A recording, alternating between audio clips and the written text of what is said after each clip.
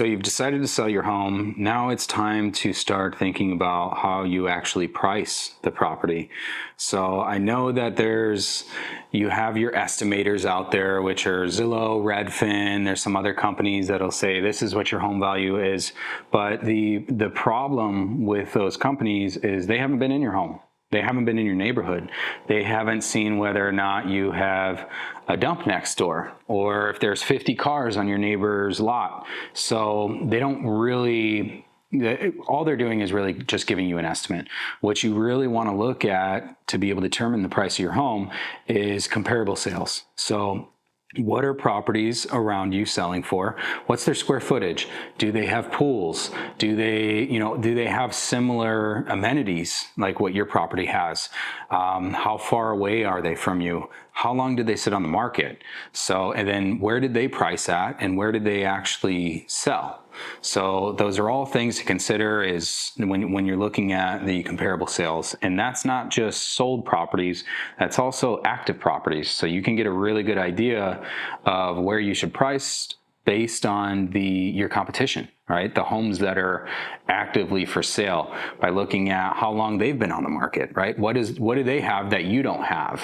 And then you start to make adjustments from there. If it's the same model as your house, but they also have a pool and they just renovated the entire property, but your house is still a little bit dated, then that's going to play a factor when the buyer is searching for the property. If they see both and they're around the same price, which one are they going to choose, right?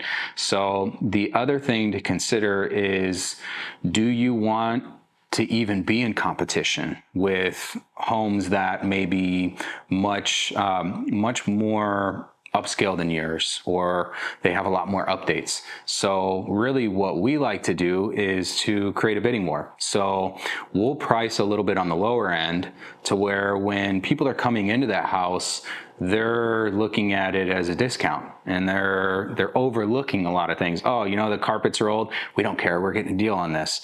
There's, a hole in the wall. We don't care. We're getting a deal on this. But if you overprice your home, then they're looking, they may put an offer in, but they're looking, one, they're going to try to undercut you. They're going to put in lowball offers because the house next door, it's a little bit better shape, same price, or maybe even a little bit less. But two, they're going to be looking at every single issue saying, well, I don't know, we don't know if we really like this, and we're already paying, at market value or over market value for it.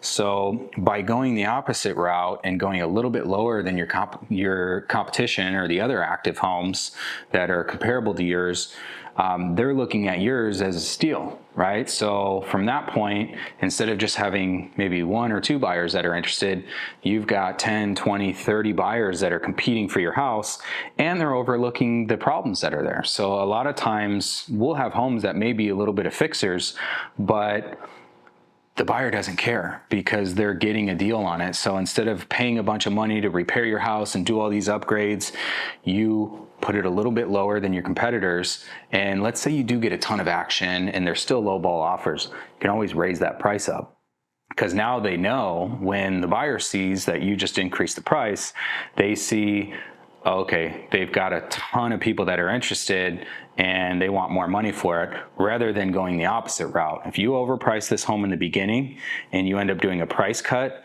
there's two things that buyers are going to think. One, you're desperate, or there's something wrong with the property.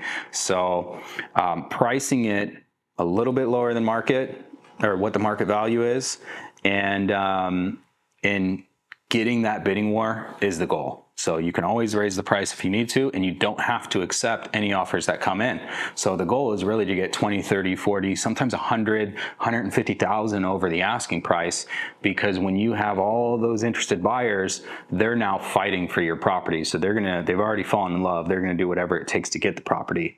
And that also helps when you go to the inspection phase for repairs. So if let's say you do accept this offer, right? They go into the bidding war, you accept an offer, you can do it as is and basically say, hey, I have 4 or 5 backup offers. So when you guys go to do this repair request, if you start throwing in repairs, we're out. Right? So you get a lot more negotiating power when you have that bidding war. And I'll get into bidding wars as well as backup offers in the next video. All right, so if you enjoyed our content and it was useful, go ahead and smash the like button and subscribe down below.